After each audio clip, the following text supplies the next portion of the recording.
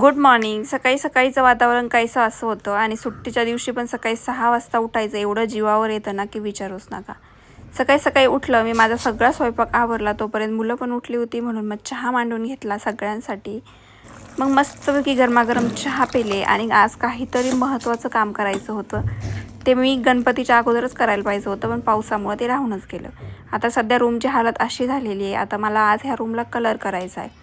त्यासाठी मी कलर वगैरे घेऊन आलेली आहे. मी ह्या रूमला ऑइल पेंट केला आहे, कारण ऑइल पेंट लवकर खराब होत नाही. मुलांनी लिहिलं तरी त्याच्यावरचं ते पुसून काढू शकतो.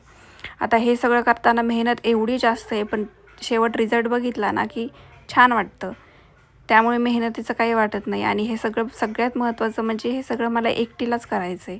घर आवरण्यापासून तर हा सगळं कलरिंग वगैरे करून ते पुन्हा आवरणं, ह्याच्यामध्ये खूप जास्त मेहनत आहे. ते करायला घेतलं का असं वाटतं मध्ये अर्धवटच सोडून द्यावं आणि शांत बसून घ्यावं. पूर्ण कलर कसा झाला आहे आणि रूम कलर केल्यावर कशी दिसते ते मी तुम्हाला उद्याच्याला